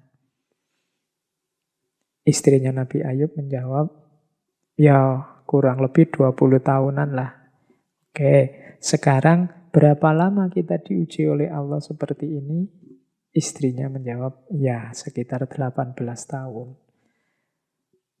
Makanya itu aku masih malu meminta pada Allah. Padahal selisihnya cuma 2 tahun. Tapi beliau malu, kita sudah 20 tahun lebih berbahagia. Jadi ini meskipun sudah 18 tahun, aku masih merasa malu. Nah, kabarnya nanti setelah 20 tahun baru Nabi Ayub berdoa, wahai Allah, sesungguhnya aku ini sedang ditimpa penyakit dan Engkaulah zat yang maha penyayang. Itu kalimatnya kan begitu.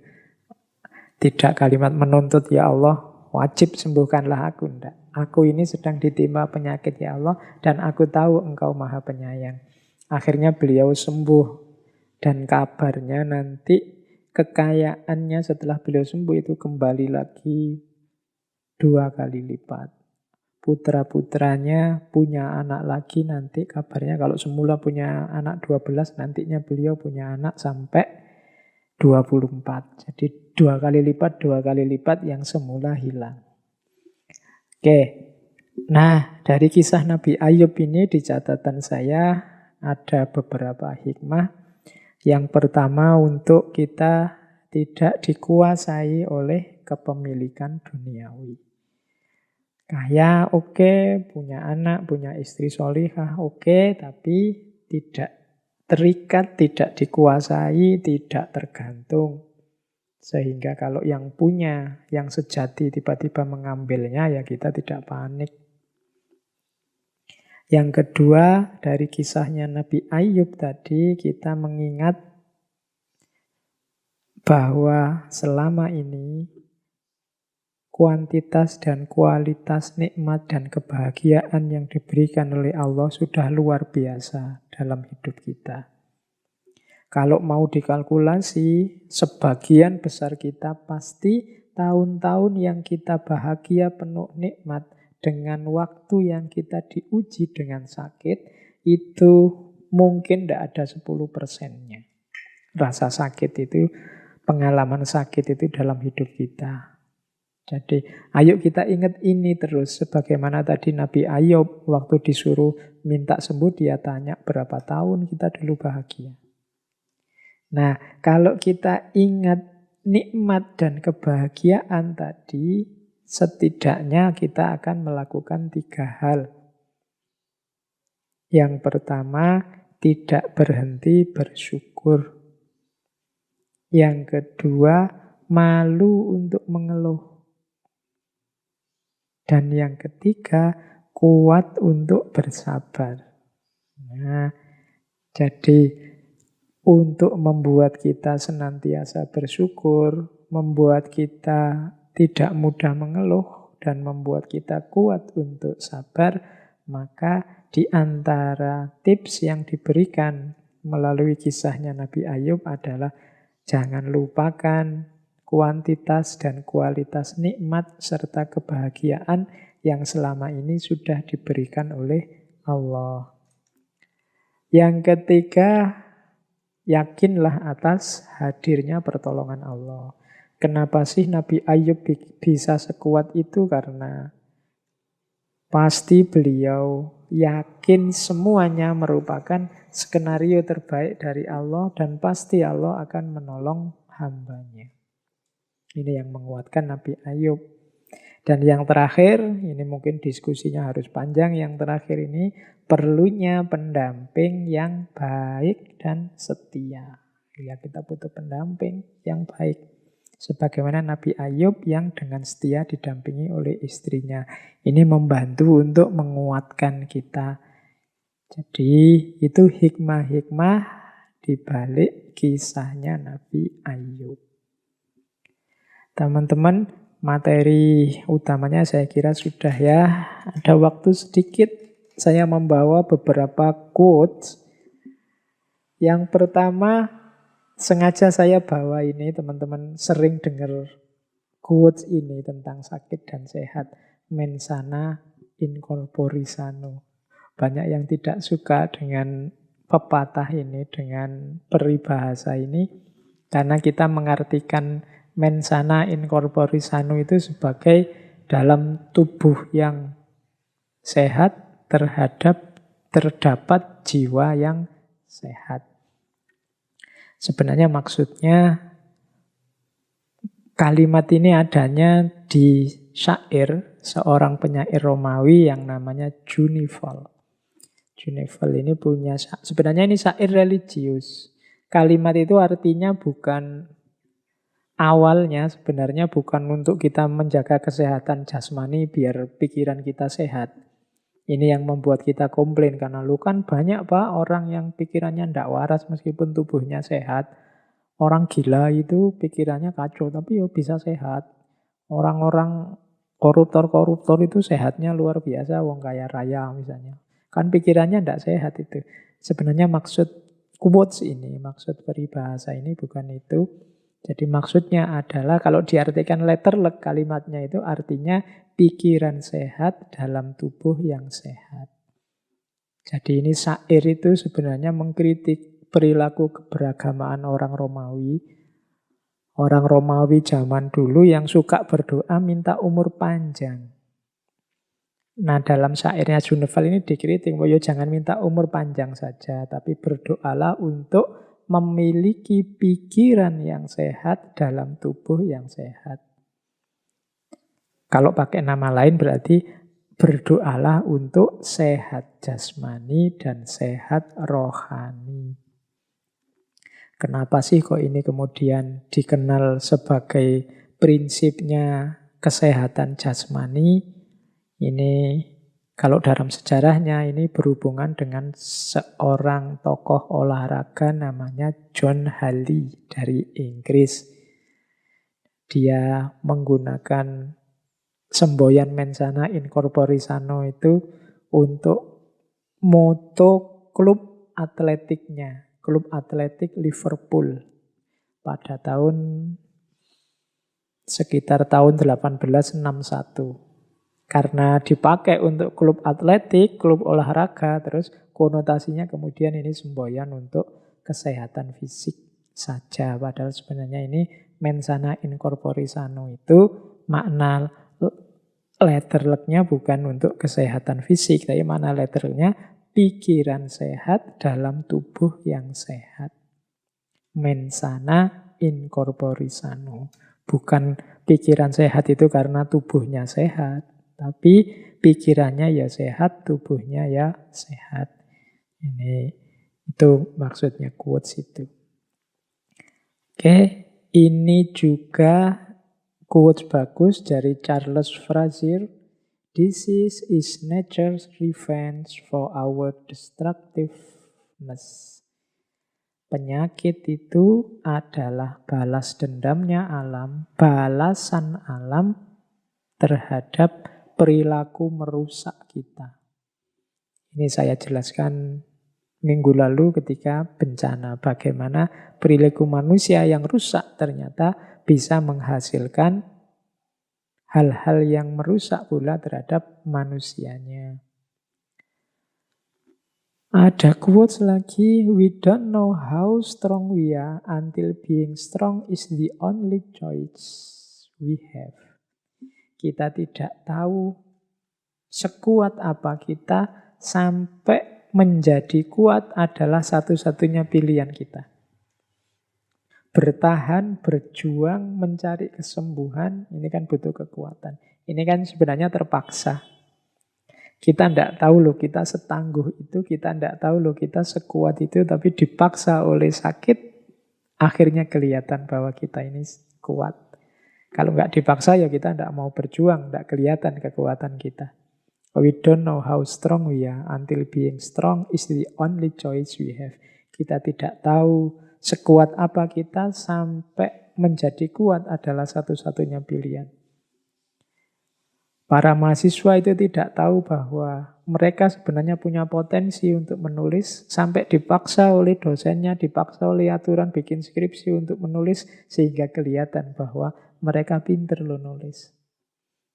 Ini sama konotasinya dengan itu. We don't know how strong we are until being strong is the only choice we have. Kemudian ini ada lagi quotes untuk kita bersikap hati-hati. just because I could yesterday doesn't mean I can today. But just because I can today doesn't mean I won't be able tomorrow. Hanya karena kemarin aku bisa, tidak berarti hari ini aku juga bisa. Tapi hanya karena hari ini aku tidak bisa, tidak berarti besok aku tidak bisa juga. Ini quotes untuk tidak sembrono. Pak, saya kemarin itu loh, keluar-keluar tidak pakai masker, aman-aman saja, itu tidak ada apa-apa. Ya, just because I could yesterday doesn't mean I can today. Kalau kemarin aman ya bukan berarti besok kalau kamu tidak pakai, hari ini kamu tidak pakai lagi akan aman juga. Kebalikannya juga begitu. Pak, saya kemarin jalan-jalan keluar, terus jatuh. Mungkin besok saya jatuh juga, ya tidak mesti. But just because I can today doesn't mean I won't be able tomorrow. Hari ini aku tidak bisa, bukan berarti besok juga tidak bisa. Ini kita untuk hati-hati, tidak sembrono, hidup penuh perhitungan di bagian awal dan di bagian akhir menyuruh kita untuk tidak putus asa, tidak menyerah. Itu yang dimaksud oleh quotes tadi. Selanjutnya, ini seperti sunatullah qudratullah tadi. Cuma quotes dalam bahasa Inggris. Not everything that is faced can be changed. But nothing can be changed until it faced. Tidak semua yang dihadapi bisa diubah. Tapi tidak ada apapun bisa diubah sampai dihadapi. Jadi tidak ada yang bisa kita hadapi, tidak ada yang berubah kalau tidak kita hadapi. Not everything that is faced can be changed, but nothing can be changed until it faced. Kalau tidak kita garap, ya tidak akan selesai. Tapi tidak semua yang kita garap selesai. Kalau kamu belajar, kamu bisa pinter, bisa tidak pinter, tapi kalau kamu tidak belajar, pasti kamu tidak pinter. Kalau kamu berusaha, kamu bisa kaya, bisa juga tetap miskin, wong penghasilannya tidak besar. Tapi kalau kamu tidak berusaha, pasti kamu miskin. Not everything that is faced can be changed, but nothing can be changed until it's faced. Terakhir, ya ini saudara-saudara kita yang sedang sakit, boleh baca ini. You are allowed to scream, you are allowed to cry, but do not give up. Engkau boleh berteriak sekeras-kerasnya, engkau boleh menangis, tapi jangan menyerah. Sakit bukan musibah, bahkan di balik sakit ada anugerah dan banyak hikmah. Baik teman-teman, saya kira itu ya sesi kita kali ini tentang sakit, sambungan dari minggu lalu. Saya bicara tentang bencana. Insya Allah kita tuntaskan sesi musibah minggu depan dengan tema yang lebih filosofis, yaitu tentang penderitaan. Saya akhiri sekian, kurang lebihnya mohon maaf. Wallahul muwafiq. Wallahu a'lam bissawab. Wassalamualaikum warahmatullahi wabarakatuh.